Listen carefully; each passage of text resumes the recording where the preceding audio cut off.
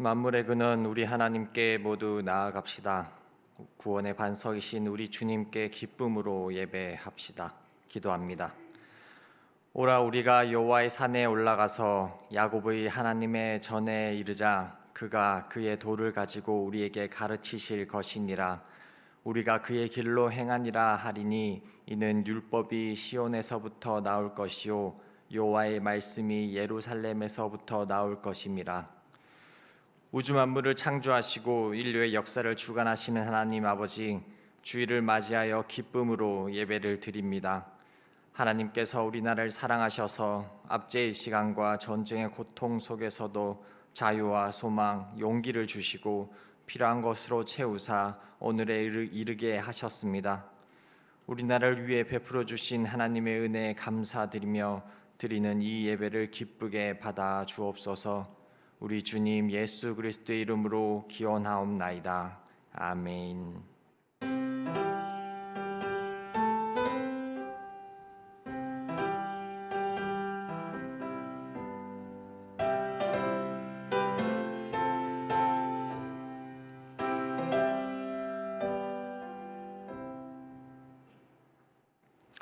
찬송가 379장을 다 함께 찬양하시겠습니다. 찬송가 379장입니다.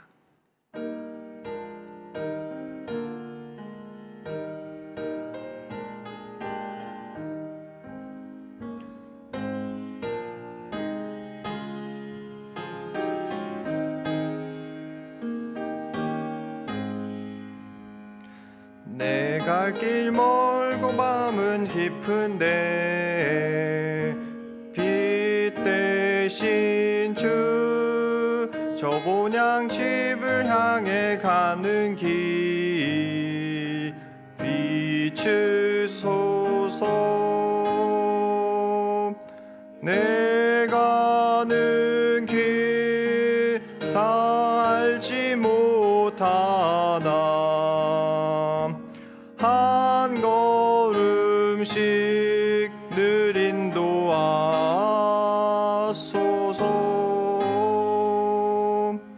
이전에 방탕하게 지낼 때 교만하여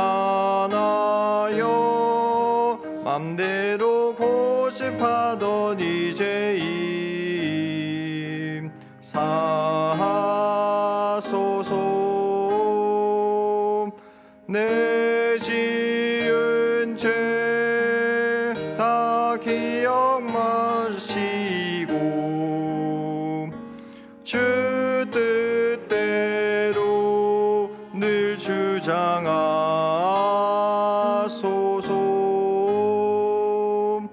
이전에 나를 인도하신 주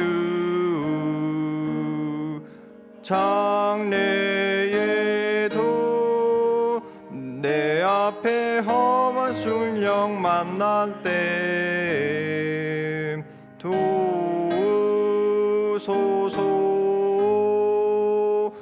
밤은 지나고 저 밝은 아침에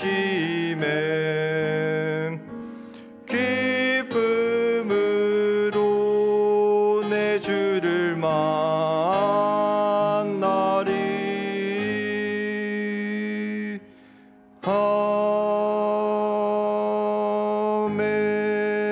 아멘. 찬송가 뒤에 있는 교독문 48번 시편 106편을 교독합니다.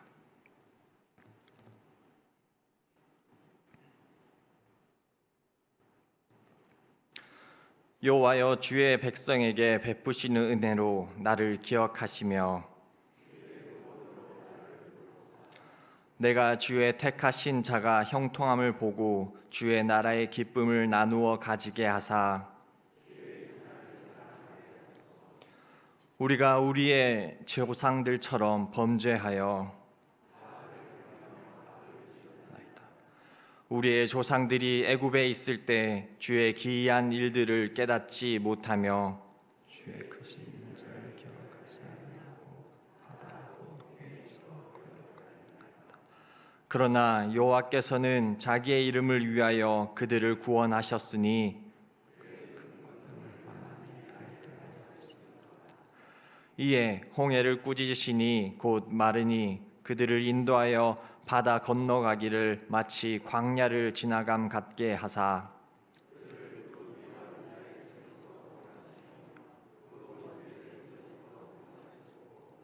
그들을 대적들은 물로 덮으심에 그들 중에서 하나도 살아남지 못하였도다.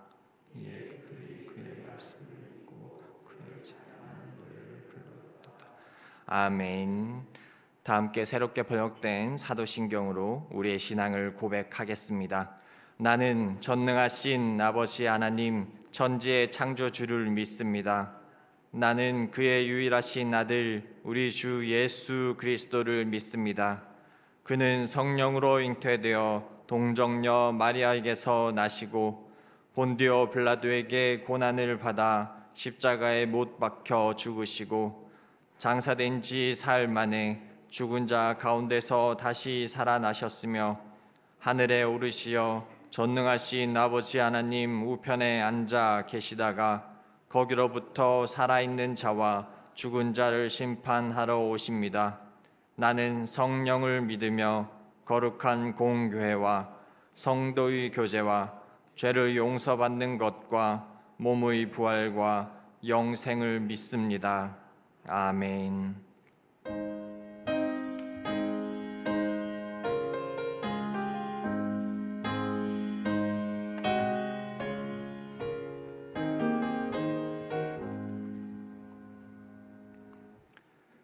하나님 아버지 감사합니다.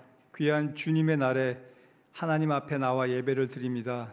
우리의 모든 마음과 정성을 드리오니 이 예배를 기쁘게 영광 받아주시고 하나님 아버지의 사랑이 온전히 저희 몸과 마음에 가득 채워지게 도와주시옵소서. 언제나 우리를 사랑하시는 은혜로 말미암아 예수 그리스도의 영이 우리의 모든 것 위에 채워질 때 우리의 모든 불순물과 같은 죄악들이 모두 씻겨 나갈 줄 믿습니다. 그 은혜를 사모하는 마음으로 이 예배의 감격을 누리게 도와주시옵소서. 세상의 모든 창조 섭리 가운데 모든 자연 생물과 형용할 수 없는 놀라운 생명들이 우리와 함께 어우러져 살아가게 하신 이 세상의 질서에 무한한 감사와 영광을 올려드립니다. 아침에 해가 뜨고 모든 생명들이 깨어나 각자의 역할들을 감당하여 우리에게 그 놀라운 창조의 기쁨을 맛보게 하신 것 감사합니다. 이것이 우리를 향하신 하나님의 은혜와 사랑임을 다시 한번 깨닫게 됩니다. 하나님의 사랑 안에 거하는 삶이지만 그럼에도 때론 우리 삶이 고단하고 어려울 때가 있습니다. 이해할 수 없을 때도 있지만 그 모든 것이 하나님의 뜻 가운데 있음을 믿게 하여 주시옵소서. 혹 우리의 욕심과 시기와 분냄은 없었는지 되돌아보고 회개할 수 있는 신앙이 되길 바라며 그 삶에 순응하여 나에게 주신 하루를 성실하게 살아갈 수 있는 믿음과 용기를 주시옵소서. 오직 하나님의 그 거룩하신 창조에 감사하며 일용할 양식으로 때론 부어주신 은혜대로 예수 그리스도의 사랑을 전하며 살아가게 하여 주시옵소서. 믿음의 삶을 살아가면서 얻게 되는 하나님이 주신 깨달음으로 우리의 불완전한 인생을 온전히 만들어가게 하시고 예수님이 이 땅에 오심처럼 우리가 서로를 이해하고 참아주고 사랑하며 살아갈 때 하나님의 창조 섭리 안에서 우리의 삶은 그 역할을 충실히 감당하게 됨을 믿습니다.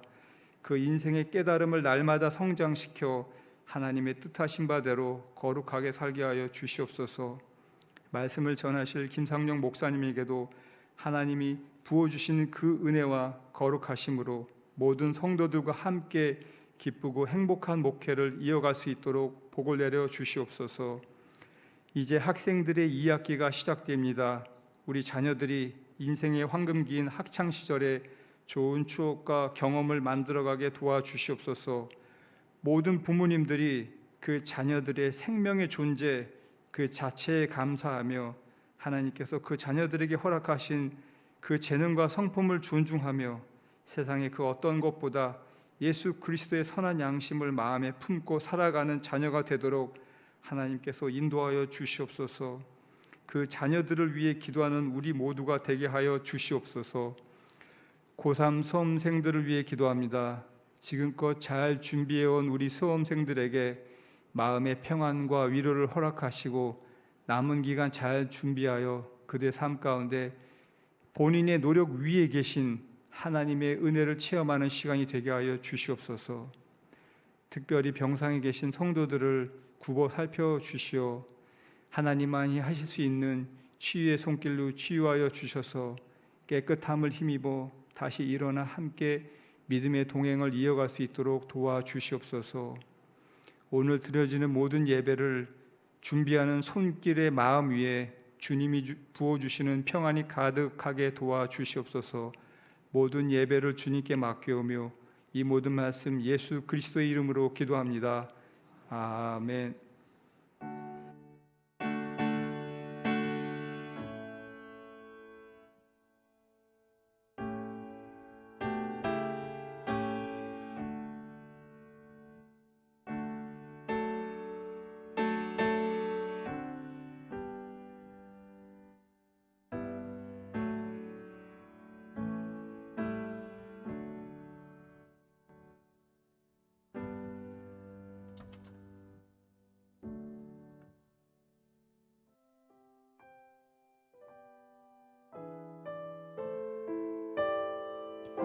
(8월) 둘째 주 교회 소식입니다. 오늘은 성령 강림절 후 12째 주일입니다. 다음 주일은 성령 강림절 후 13째 주일입니다. 각 여전도회 원래회가 오늘 점심 식사 후 각각 지정된 장소에서 모임을 갖겠습니다. 오 남선교회는 오늘 오후 1시 30분 베드로실에서 원래회 모임이 있습니다. 새벽기도 반주자를 모집합니다. 매주 월요일부터 수요일까지 섬겨주실 분은 서성현 목사님께 문의해 주시기 바랍니다. 제14회 예술융합치유 희락음악회가 16일 금요일 오전 11시 희락카페에서 진행됩니다. 성도님들의 많은 참여와 관심 부탁드립니다. 전도 양육 세미나 소식입니다. 8월 28일 수요일부터 30일 금요일까지 동부 광성교회에서 진행되며 송상철 목사님께서 강의해 주십니다. 관심 있으신 분들은 8월 18일 주일까지 신청해 주시기 바랍니다. 주일 점심 식사 배식 및 봉사 담당은 오늘은 소망구역에서 섬겨주시며 다음 주는 동부 1-2A 구역에서 섬겨주시겠습니다. 오늘 주방 섬김이로는 김춘화, 허태순, 오세라, 홍순일, 천명희 권사님이시며 다음 주는 장효순, 김황자, 김미라, 강명애, 조효영 권사님께서 섬겨주시겠습니다. 시아버님의 장례를 잘 마침에 감사드리는 마음으로 정광 2구역에 이기순 집사님께서 식사 찬조를 해주셨습니다. 꽃꽂이 찬조로는 황선익 권사님의 자녀 김예영 집사님께서 부모님의 건강을 지켜주심에 감사드리는 마음으로 섬겨주셨습니다.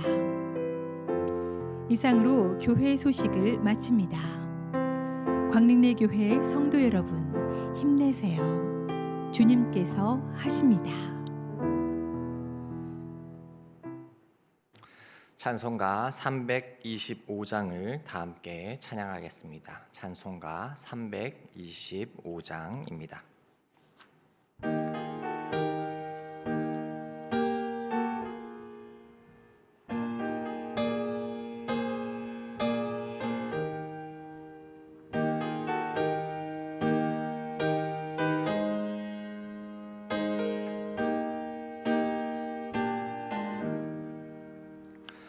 예수가 함께 계시니 시험이 오나 겁없는 기쁨의 근원 되시는 예수를 위해 삽시다.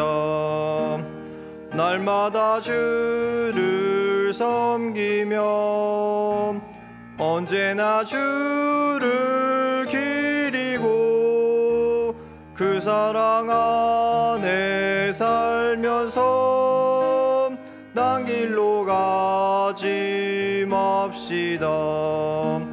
이 세상 사는 동안에 주 이름 전파하면서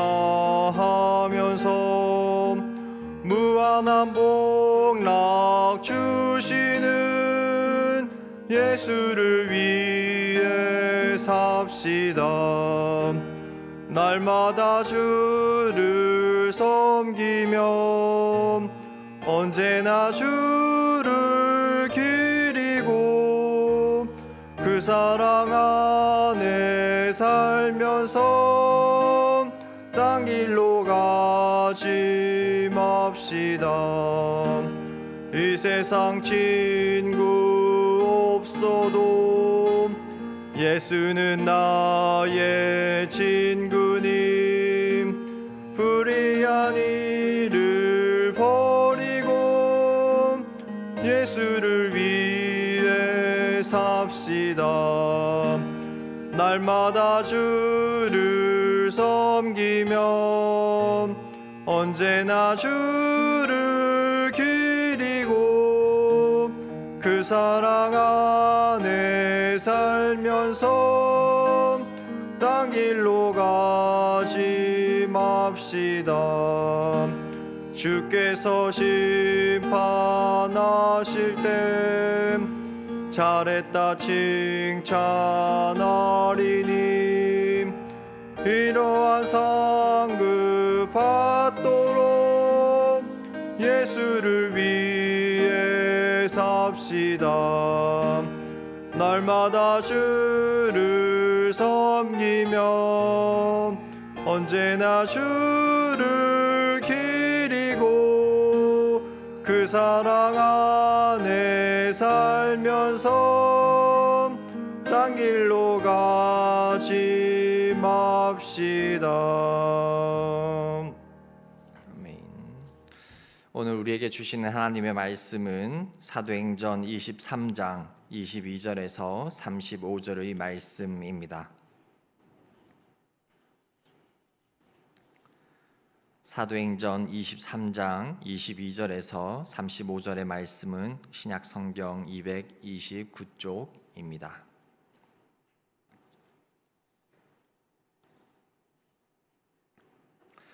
기록된 하나님의 말씀입니다. 이에 천부장이 청년을 보내며 경계하되 이 일을 내게 알렸다고 아무에게도 이르지 말라 하고 백부장 둘을 불러 이르되 밤 제3시에 가이사랴까지 갈 보병 200명과 기병 70명과 창병 200명을 준비하라 하고 또 바울을 태워 총독 벨릭스에게로 무사히 보내기 위하여 짐승을 준비하라 명하며 또 이와 아래와 같이 편지하니 일렀으되 글라우디오 루시아는 총독 벨릭스 각하께 문안하나이다. 이 사람이 유대인들에게 잡혀 죽게 된 것을 내가 로마 사람인 줄을 들어 알고 군대를 거느리고 가서 구원하여다가 유대인들이 무슨 일로 그를 고발하는지 알고자 하여 그들이 공회로 데리고 내려갔더니 고발하는 것이 그들이 율법 문제에 관한 것뿐이요 한 가지도 죽이거나 결박할 사유가 없음을 발견하였나이다. 그러나 이 사람을 해하려는 간계가 있다고 누가 내게 알려주기로 곧 당신께로 보내며 또 고발하는 사람들도 당신 앞에서 그에 대하여 말하라 하였나이다 하였더라. 보병의 명을 받은 대로 밤에 바울을 데리고 안디바드리에 이르러 이튿날 기병으로 바울을 호송하게 하고 영내로 돌아가니라. 그들이 가이사랴에 들어가서 편지를 총독에게 드리고 바울을 그 앞에 세우니 총독이 읽고 바울더러 어느 영지 사람이냐 물어 길리기아 사람인 줄 알고 함께 읽겠습니다. 이르되 너를 고발하는 사람들이 오거든 내 말을 들으리라 하고 헤롯 궁에 그를 지키라 명하니라. 아멘.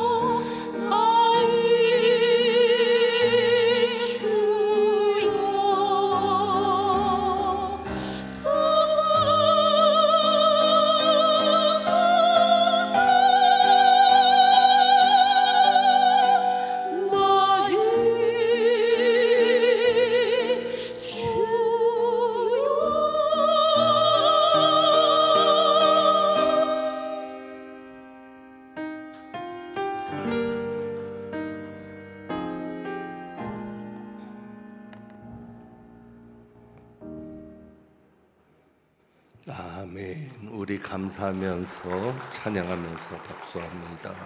기도하겠습니다. 하나님 아버지, 기도를 통하여 주님을 영화롭게 하고자 하는 마음을 담아 찬양하오니 주님께서 귀한 찬양 받으시고 수관 최경은 권사님과 김경선 집사님 위에 가정 위에 은혜 베풀어 주옵소서. 이제 말씀 듣습니다. 성령께서 온전히 역사하여 주옵소서. 우리 주님 예수 그리스도의 이름으로 기도합니다. 아멘. 일부 때는 성도의 교제 시간을 특별히 따로 갖지 않습니다. 매주마다 성도의 교제 시간에 인사를 합니다.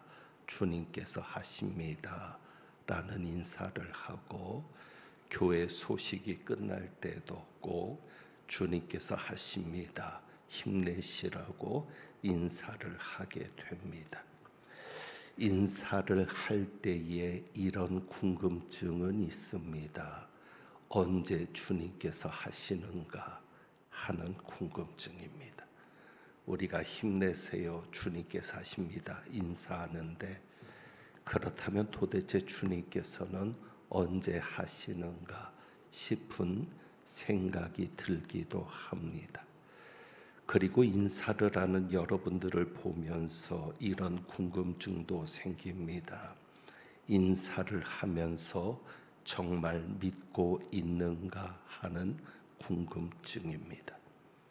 여러분은 정말 주님께서 하시는 것을 믿고 있는가 하는 궁금증이 생기는데, 주님은 우리 눈에 보이지 않습니다. 2000년 전에 12 제자들처럼 예수님을 직접 보면서 예수님과 함께 한다면 얼마나 좋을지 모르겠습니다. 직접 볼 수 있다면 믿음도 더해질 텐데, 예수님이 보이지 않는 상황에서 과연 우리는 예수님이 하시는 것을 믿을 수 있는가 하는 생각이 들긴 합니다. 주님께서 하신다고 인사는 하는데 현실은 그대로입니다. 오히려 어느 때는 점점 어려워지기도 합니다. 그런 것을 보면서 정말 주님께서 하시는 것을 우리는 얼마나 믿고 있는가 하는 생각도 해보게 됩니다. 광야를 지나며라는 찬양을 지난주에도 불렀고 이번 주에도 주보에 그 곡을 실어 드렸는데, 광야를 지나며라는 그 가사가 정말 그대로 우리의 현실입니다. 왜 나를 깊은 어둠 속에 홀로 두시는지, 어두운 밤은 왜 그리 길었는지, 나를 고독하게, 나를 낮아지게, 세상 어디도 기댈 곳이 없게 하셨네. 광야에 서 있네. 어쩌면 지금 우리가 서 있는 이 현실이 광야일 것입니다. 그런데 그렇다면 광야에 있을 때, 이 광야 같은 현실에서 우리는 어떻게 믿음을 보일까를 생각해 봅니다. 어떻게 하면 좋겠습니까? 이럴 때 예수님께서 일하시는 방식을 이해하면 좋을 것입니다. 주님께서 어떻게 일하시는지 그 방식을 이해한다면 이 광야를 견디는 일이 조금 더 쉬울 수 있겠습니다. 가장 먼저 기억해야 할 것이 이겁니다. 주님께서 일하시는 방식의 첫 번째는, 주님께서는 가장 먼저 우리에게 말씀을 주시면서 역사하십니다. 이것을 여러분이 기억하셔야 합니다. 예수님이 하시는 가장 첫 번째 작업이 무엇입니까? 말씀을 주시는 겁니다. 그 말씀은 약속입니다. 예수님께서는 먼저 우리에게 약속을 주심으로 역사합니다. 우리가 사도행전 말씀을 계속 보고 있는데 사도행전 18장 9절과 10절에 보면 어떤 일을 앞두고 주님께서 바울에게 나타나서 말씀을 주시는 장면을 보게 됩니다. 고린도에서 바울이 겪은 일입니다. 하나님의 말씀에 붙잡혀서 그것이 5절이거든요. 바울이 하나님의 말씀에 붙잡혀 유대인들에게 예수는 그리스도라 밝히 증언하니라고 되어 있습니다. 바울이 하나님의 말씀에 붙잡혀서 증언했습니다. 복음을 전했습니다. 한편으로는 설교를 했습니다. 그런데 결과는 어떻게 되었습니까? 6절입니다. 그들이 대적하여 비방하거늘. 바울이 하나님의 말씀에 붙잡혀 증언을 했는데 하나님의 말씀에 붙잡혀서 설교가 나왔다면 당연히 은혜를 받아야 될 것 아닙니까? 뭔가 성령의 역사가 강하게 일어난 것인데 그렇다면 결과가 좋아야 될 것 아닙니까? 오히려 비방하는 반응이 나오는 겁니다. 낙심하지 않겠습니까? 여러분 같으면 은혜를 받았는데 은혜를 깊이 체험했는데 현실이 더 어려워진다면 낙심하지 않겠습니까? 그때 주님께서 밤에 나타나서 주셨던 말씀이 9절과 10절입니다. 이렇게 말씀하시죠. 밤에 주께서 환상 가운데 바울에게 말씀하시되 두려워하지 말며 침묵하지 말고 말하라. 성령에 붙잡혀서 말했는데 오히려 반응이 더 나빠집니다. 더 대적하고 더 비방하다면 낙심해서 그 다음에는 말을 안 할 수 있잖아요. 은혜를 받아가지고 뭔가를 했는데 결과가 더 나빠졌다면 안 할 수 있잖아요. 그런데 주님이 뭐라고 말씀하십니까? 두려워하지 말며 침묵하지 말고 계속 말해라. 그러면서 10절에 말씀하시죠. 내가 너와 함께 있음에 어떤 사람도 너를 대적하여 해롭게 할 자가 없을 것이니 이는 이 성중에 내 백성이 많음이라 하시더라. 성령이 역사했으면 결과가 좋아야 되는데 결과는 더 심각해졌습니다. 은혜를 받았으면 상황이 좋아야 되는데 상황은 더 심각해집니다. 그래서 우리가 한 가지 정리되는 것이죠. 여러분, 힘들고 어려운 상황에서 어느 때 은혜가 있었습니다. 그래서 당장의 문제가 해결될 것이라고 생각했는데 왜 은혜가 왔으니까. 그런데 문제는 더 심각해질 수 있습니다. 은혜를 받았다고 해서 당장의 문제가 해결되는 것은 아닙니다. 그렇다면 왜 그 은혜가 주어졌는가? 더 큰 어려움이 오니까 준비하라는 사인일 수 있습니다. 지금보다 더 위기를 만날 수 있으니까 그 위기를 견디게 하는 주님의 예비하심일 수 있습니다. 그래서 중요한 것이 무엇입니까? 하나님의 말씀을 붙잡는 일입니다. 그래서 예수님은 바울에게 나타나서 말씀을 주시는 겁니다. 사도행전 21장으로 가서 보면 10절에 아가보 선지자가 나오죠. 사도행전 21장 10절에 아가보라 하는 선지자가 유대로부터 내려와서 지난번에도 말씀한 대로 바울의 띠를 가져다가 자기 수족을 잡아배고 말하는 겁니다. 성령이 이렇게 말씀하셨다. 예루살렘에서 유대인들이 이같이 이 띠임자를 결박하여 이방인의 손에 넘겨 주리라 했다는 겁니다.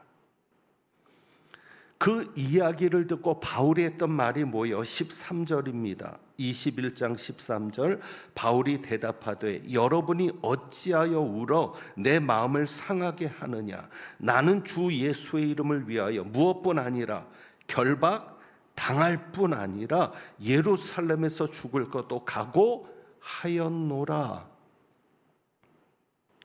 고린도에서 주님께서 나타나셔서 말씀을 주신 것은 단지 고린도에서의 상황을 위로하시는 것만이 아니라 예루살렘에 가서는 더 큰 일을 당할 수 있으니까 미리 준비하시는 뜻이죠. 그래서 사도 바울에게 말씀이 주어지니까 무슨 이야기를 하는 겁니까? 바울이 그 말씀에 의지해서 각오를 다지는 겁니다. 왜? 어떤 사람도 너를 해할 자가 없으리니. 예수님 말씀하시잖아요. 어떤 사람도 너를 해할 자가 없다. 그것이 사도행전 18장 9절과 10절이죠. 그러니까 바울은 나는 예루살렘에 갈 거다. 왜? 예수님이 그런 말씀을 나한테 하셨는데 나는 예수님을 위해서는 결박 당할 뿐 아니라 죽을 것도 각오했다.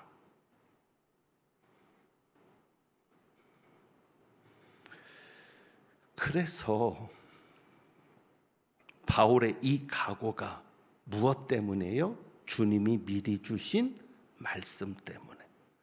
사도 바울이 그 말씀을 붙잡으니까 그 어려움을 이기고 나가잖아요. 믿음을 보이지 않습니까? 21장에 바울이 유대인들에게 매를 맞습니다. 유대인들이 그리고 바울을 죽이려고 작정합니다. 그런데 우리가 본 대로 천부장에 의해서 구출이 됩니다. 나는 주님의 이름을 위해서 고난도 각오했고 죽을 것도 각오했다. 그래서 예루살렘에 올라갔는데 유대인들에 붙잡혀서 죽을 정도로 매를 맞거든요. 지난번 말씀드린 대로 유대인들이 죽이려고 작정하고 때리는 거예요. 올라가지 않았으면 좋았을 것 아닙니까? 그런데 주님께서 미리 말씀하신 게 올라가지 말라고 하신 말씀이 아니잖아요. 각오해라, 준비해라. 그리고 놀라운 역사가 일어나죠. 천부장에 의해 구출이 됩니다. 그리고 23장 11절, 오늘 우리가 23장을 보았는데 11절, 그날 밤에 주님이 또 바울 곁에 서서 말씀합니다. 담대하라. 그러니까 이 말씀 보면 어느 때는 예수님이 좀 서운해요. 왜? 어려운 일을 만나게 하면서 주시는 말씀이 뭐예요? 두려워하지 말라, 담대하라. 수제 그 상황을 만들어주지 마시지. 그러니까 예수님이 나타나셔서 하신 말씀이 그거예요. 평안해라, 두려워하지 말아라, 담대해라. 그 얘기는 뭐예요? 어려움이 온다. 그러니까 어느 때는 예수님이 하시는 일이 서운한 거죠. 23장 11절에도 바울에게 그날 밤에 주께서 바울 곁에 서서 이르시되 담대하라. 그리고 뭐라고 말씀하세요? 네가 예루살렘에서 나이를 증언한 것 같이 또 말씀을 주시잖아요. 어떤 말씀? 로마에서도 증언하여야 하리라. 이게 약속이죠.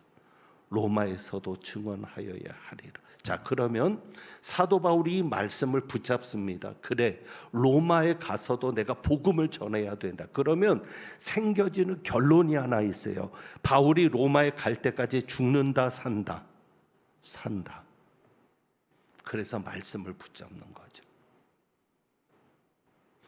이 말씀 받고 어떤 일이 일어납니까? 40명이 바울을 죽이겠다고 동맹을 합니다. 16절에 보면 바울의 생지를 통해서 이 소식을 바울이 듣습니다. 40명이 당신을 죽이기로 작정했다. 당신을 죽이기 전까지는 먹지도 않고 마시지도 않겠다고 결의를 했다. 자, 그러면 이 말을 듣고 바울이 낙심합니까? 이제 내가 죽겠구나 합니까? 아닙니다. 왜? 미리 말씀하셨잖아요. 로마에서도 복음을 전해야 한다. 그럼 지금 예루살렘이니까 내가 죽는다, 안 죽는다? 안 죽는다. 그때 지혜를 주시는 거잖아요. 백부장을 통해서 천부장에게 이 청년을 안내해 달라고 부탁을 합니다. 그리고 사도행전 25장에 가서는 그 성령께서 주시는 지혜가, 왜 로마에 가서 복음을 전해야 한다고 하니까 이제 뒤에 가서 우리가 살필 말씀이지만 사도행전 25장 10절에 가면 가이사에게 직접 상소를 합니다. 왜요? 그래야 어디를 갈 수 있으니까, 로마를 갈 수 있으니까. 누구의 호의를 받으면서? 로마 군대의 호의를 받으면서 로마로 갈 수 있으니까요. 그리고 사도행전 27장에 우리가 잘 아는 유라굴로라는 광풍을 만납니다. 그 광풍을 만났을 때 바울은 죽을까 봐 두려워합니까? 담대합니까? 담대합니다. 왜? 로마에 서야 한다는, 로마에서 복음을 전해야 한다는 주님의 말씀이 이미 있었기 때문입니다. 그래서 사도행전 27장으로 가서 볼까요? 23절 24절에 보면 다시 한번 천사를 통해서 주님이 바울에게 확인을 시키는 겁니다. 그게 23절 24절이죠. 27장 배 안에 있는 사람들에게 두려워하지 말라고 하면서, 안심하라고 하면서, 너희 생명에는 아무런 손상이 없을 것이다. 오직 배만 손상이 될 것이다 라고 말하면서 이렇게 말합니다. 내가 속한 바 곧 내가 섬기는 하나님의 사자가 어젯밤에 내 곁에 서서 말씀하셨다. 바울아, 두려워하지 말라. 내가 가이사 앞에 서야 하겠고 또 하나님께서 너와 함께 항해하는 자를 다 내게 주셨다 하였으니. 다시 한번 천사를 통해서 확인시키시잖아요. 여러분, 우리 예수님은 어떤 역사를 하시기 전에 무엇부터 주신다? 말씀을 주신다.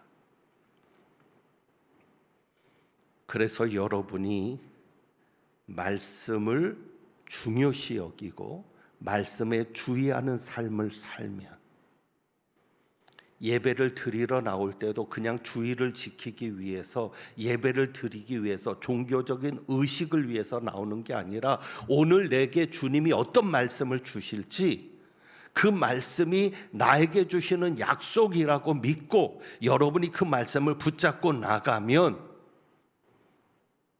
당장에 어떤 역사가 일어나지 않더라도 그 말씀은 여러분에게 무엇이 됩니까? 약속이 됩니다. 그리고 그 약속은 언젠가는 반드시 이루어집니다. 이스라엘이 광야에 들어갈 때도 이스라엘 백성들이 약속이 있었어요? 없었어요? 있었어요. 무슨 약속? 가나안에 대한 약속. 우리 하나님은 약속 없이 여러분을 광야에 있게 하지 않습니다. 그래서 말씀을 붙잡아야 합니다. 그 다음에 두 번째로 주님께서 일하시는 방식은 사람을 준비시킵니다. 우리가 모르는 가운데 사람을 준비시키고 사람을 통해서 역사하십니다. 자, 아까 말씀드렸던 대로 바울을 죽이려는 계획이 있습니다.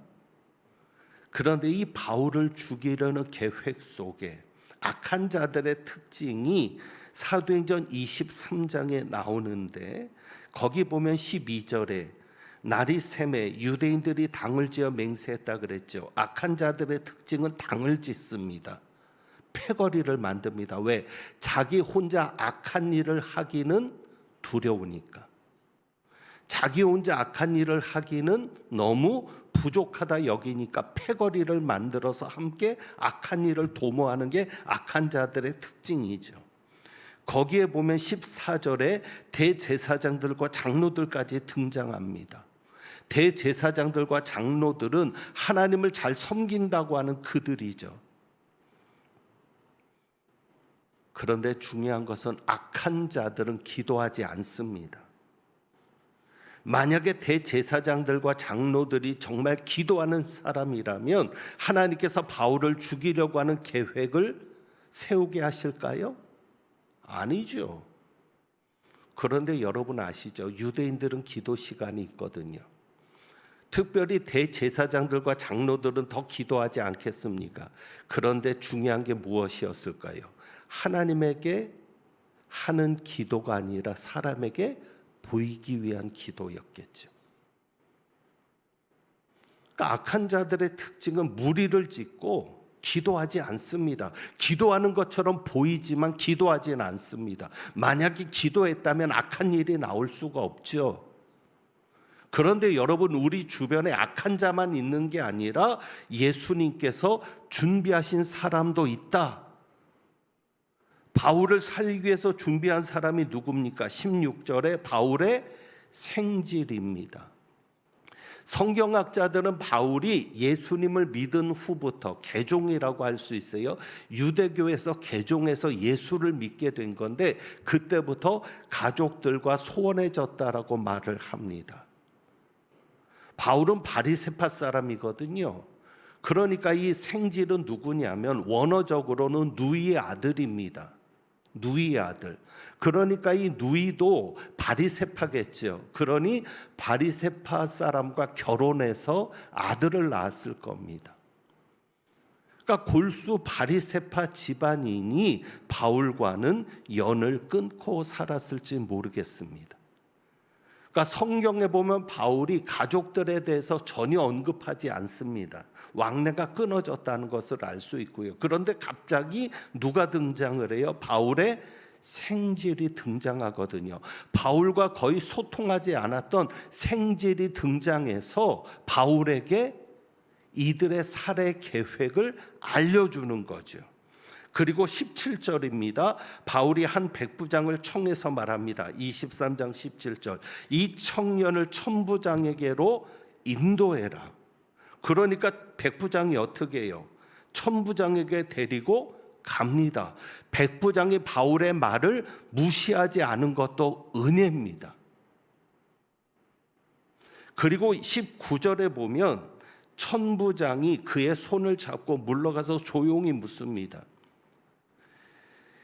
여기에서 천부장이 손을 잡았다고 하는 것, 여기 청년이라고 표현했는데 바울이 청년은 20세, 30세, 20대, 30대의 젊은입니다. 그런데 천부장이 손을 잡고 조용한 곳에 가서 얘기했다는 것을 볼 때는 그렇게 나이가 많지는 않은 어린 청년이었을 겁니다. 그런데 이제 그 바울의 생질이 천부장에게 다 이야기하는 내용이 20절, 21절이고요. 그러면서 22절입니다. 천부장이 이렇게 말합니다. 청년을 보내면서 경계합니다. 이 일을 내게 알렸다고 아무에게도 이르지 말라. 오늘 읽은 본문이죠. 자, 천부장이 이 어린 청년의 말을 무시합니까? 무시하지 않습니까? 무시하지 않습니다. 이것도 주님의 은혜입니다. 그리고 이때 이런 천부장을 만나게 하신 것도 주님의 은혜입니다. 천부장이 여러 명의 천부장이 있을 거 아니에요. 근데 이런 천부장을 준비한 거예요. 왜냐? 용이 주도한 사람입니다. 26절에 보면 그 천부장의 이름이 나옵니다. 글라우디오 루시아. 어떻게 용이 주도한가? 22절에 보면 바울의 생질을 돌려보내면서 자신에게 말한 사실에 대해서 함구해라. 어찌 보면 부모에게도 말하지 말라는 거예요. 왜? 계획이 세워나가면 안 되니까. 그 계획은 뭐예요? 바울을 빼내려는 계획인 거죠. 가이사랴로 보내려는 계획인 거죠. 왜? 바울을 죽이려고 한다니까. 그래서 23절에 보면 백부장 둘을 불러 말합니다. 밤 제 3시에, 3시면 언제냐면 밤 9시입니다. 유대인들이 계획을 세우고 전혀 눈치채지 못하는 그 시간에 속히 일을 처리합니다. 그리고는 어떻게 합니까? 군사를 준비하죠. 가이사랴까지 갈 보병 200명과 기병 70명과 창병 200명을 준비하라. 가이사랴는 뭐냐면 항구 도시이기 때문에 로마랑 왕래하기가 쉬웠습니다. 그래서 로마가 이스라엘 다스리기 위한 총독을 가이사랴에 있게 하는 겁니다. 헤롯궁에 머물게 하는 거예요. 그래서 그 헤롯궁과 관련된 이야기도 뒤에 나오는 거죠. 그러니까 총독에게로 보내는 겁니다. 이 인원은 보병과 기병과 창병, 로마 군대의 핵심적인 편제죠. 보병도 있어야 되고 말을 타는 기병도 필요하고 창을 드는 창병도 필요하고, 그런데 이 인원은 자기가 가진 군사의 절반에 해당되는 많은 인원입니다. 왜 이렇게 많은 인원을 동원합니까? 바울의 안전에 신경을 쓰는 거죠. 어린 청년의 말을 무시하지 않을 뿐 아니라 얼마나 용의주도하게 준비하는지, 그리고 24절에 총독 벨릭스에게 무사히 보내기 위하여 무엇을 준비하라? 짐승을 준비하라. 이 짐승은 탈 것이죠. 그러니까 바울이 짐을 싣고 바울을 태워서 보낼 수 있는 탈 것. 왜? 신속하게 움직여야 되잖아요. 걸어서 이동하면 안 되니까. 최대한 빨리 보내야 되니까. 실제로 예루살렘에서 가이사랴까지는 104km입니다. 그러니까 말 한 마리 가지고도 힘든 거리고, 그래서 여러 마리를 준비했을 것으로 보입니다. 그 다음에 또 한 가지는 이 천부장은 적당히 출세욕도 있습니다. 그래서 바울을 보내는데 또 앞장서는 겁니다. 왜? 총독 벨릭스에게 자기가 인정받고 싶은 거예요. 그래서 바울을 보내는 겁니다. 왜? 바울이 로마 시민이기 때문에 내가 이렇게 그를 보호했다라는 것이죠. 27절에 보면 이 사람이 유대인들에게 잡혀 죽게 된 것을 내가 로마 사람인 줄 들어 알고, 여기 알고는 헬라인들이 안다라는 표현을 많이 써요. 헬라인들에게 중요한 건 지식이거든요. 그러니까 지식을 자랑하는 거예요. 나는 이렇게 지식 있는 사람입니다. 지혜 있는 사람입니다. 내가 그가 로마 사람인 것을 내 똑똑한 지식으로 알아채고 유대인들이 그를 죽이려고 하니까 당신에게 보냅니다라는 겁니다. 자, 그런데 여기 보면 27절에 거짓말이 섞였죠. 왜요? 그가 로마 사람인 것을 언제 알았습니까? 로마 사람인 것을 알고 바울을 구출한 게 아니에요. 실제로 유대인들에게 매를 맞고 있었죠. 그리고 소동이 일어나니까 바울을 먼저 빼냈어요. 22장 25절을 봅니다. 25절을 보면 소동이 일어나니까 24장에 천부장이 바울을 영내로 데려가라 명하고 그들이 무슨 일로 그에 대해 떠드는지 알고자 하여 어떻게 했죠? 채찍질하며 신문하라 한데, 그래서 가죽줄로 바울을 맵니다. 채찍질하려고. 그럴 때 바울이 백부장에게 뭐라고 얘기했습니까? 너희가 로마 시민 된 자를 죄도 정하지 않고 채찍질할 수 있느냐? 진실은 뭐예요? 천부장이 바울이 로마 시민인 것을 알고 구해낸 게 아니라 채찍질을 하려고 하니까 바울이 자기가 로마 시민인 것을 드러냅니다. 그러니까 천부장이 놀라서 바울에게 쫓아오는 거죠. 그래서 29절에 보세요. 이게 진실이거든요. 신문하려던 사람들이 곧 그에게서 물러가고 천부장도 그가 로마 시민인 줄 알고 또 무엇한 것 때문에? 결박한 것 때문에 어떻게 아니라 두려워하니라. 로마 시민은 죄가 확정되지 않은 이상 어떤 결박도 당해서는 안 되고 죄인이 당하는 일을 겪어서도 안 됩니다. 그러니까 지금 천부장은 두려워서 건져낸 거예요. 그런데 총독에게는 뭐라고 얘기해요? 그가 로마 시민인 것을 알고 내가 건져냈습니다. 적당하게 출세욕도 있기 때문에 바울을 건져내고 그것을 통해서 로마 총독 벨릭스에게 잘 보이려고 하는 그런 모습입니다.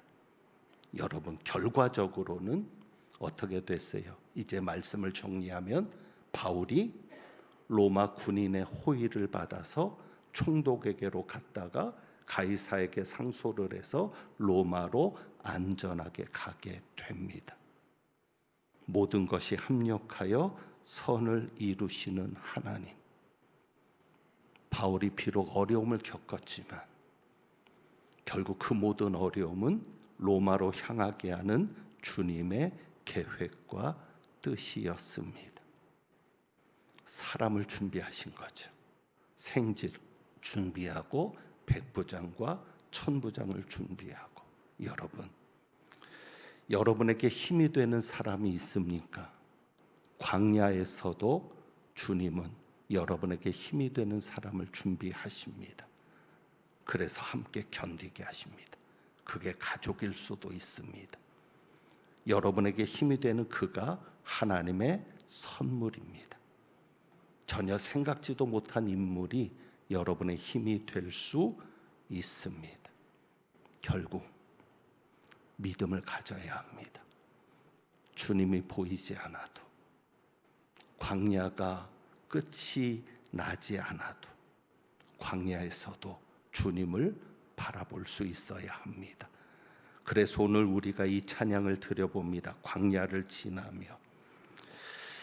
이 광야를 지나며 찬양이 요즘 찬양이다 그런데 리듬이 까다로워서 어렵습니다. 근데 이게 가사가 너무 좋아서 광야, 주께서 나를 사용하시려, 나를 더 정결케 하시려, 나를 택하여 보내신 그곳 광야, 성령이 내 영을 다시 태어나게 하는 곳 광야. 오직 주님만이 내 도움이 되시고 주님만이 내 빛이 되시고 주님만이 내 친구가 되시는 광야. 그 광야에서 여러분이 주님의 말씀을 붙드시고 주님께서 준비하신 사람들을 통해서 힘을 얻으실 수 있기를 원합니다. 그러기 위해서는 이제 시선이라는 찬양도 부를 텐데 여러분의 시선이 오직 주님만을 바라볼 수 있기를 원합니다. 그때 주님의 영광을 경험하게 될 것입니다. 우리 한번 이 찬양 드립니다.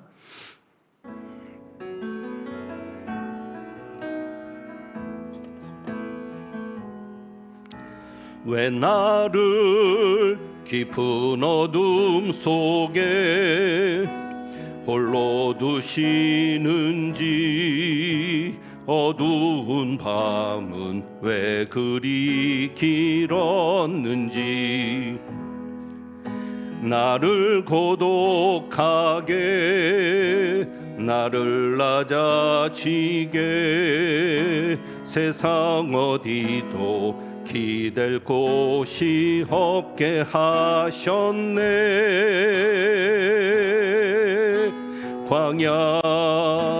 광야에 서 있네. 주님만 내 도움이 되시고 주님만 내 도움이 되시고 주님만 내 빛이 되시는 주님만 내 친구 되시는 광야. 주님 손 놓고는 단 하루도 살 수 없는 곳 광야. 광야에 서 있네. 왜 나를 깊은 어둠 속에, 왜 나를 깊은 어둠 속에 홀로 두시는지, 어두운 밤은 왜 그리 길었는지, 나를 고독하게 나를 낮아지게 세상 어디도 기댈 곳이 없게 하셨네.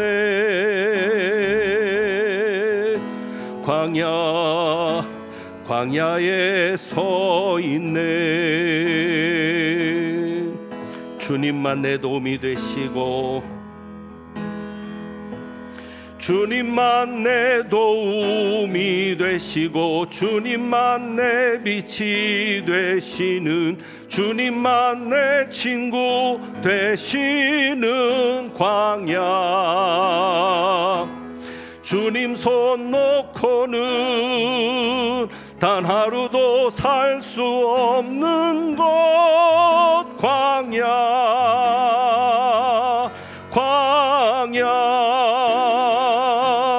주께서 나 나를 사용하시려 나를 더 정결케 하시려 나를 택하여 보내신 그곳 광야 성령이 내 영을 다시 태어나게 하는 곳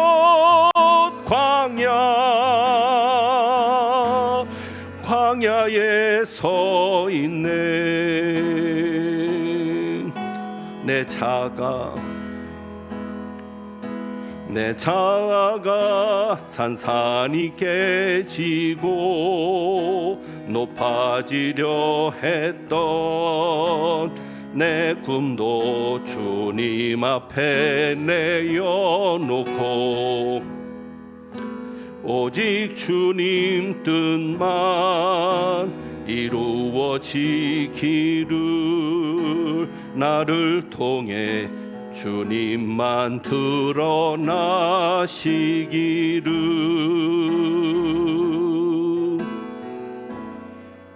광야를 지나며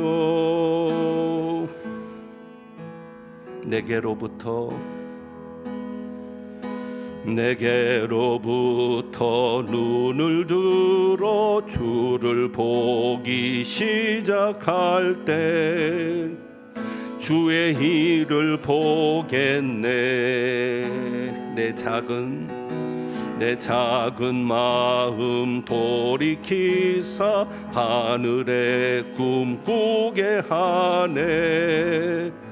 주님을 볼 때 모든 시선을 주님께 드리고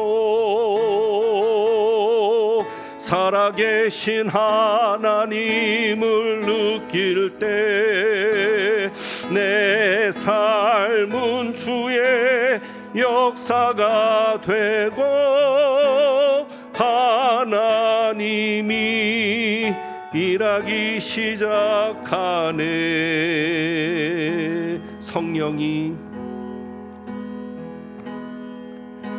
성령이 나를 변화시켜 모든 두려움 사라질 때 주의 일을 보겠네.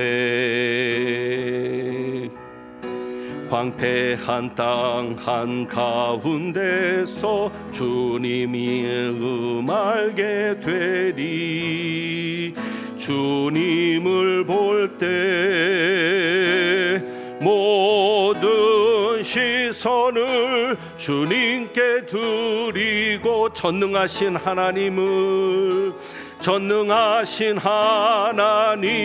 느낄 때 세상은 주의 나라가 되고 하나님이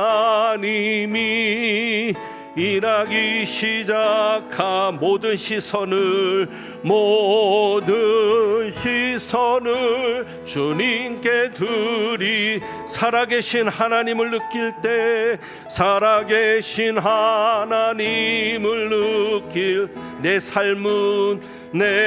삶은 주의 역사가 되고 하나님이 일하기 시작하네. 기도합니다.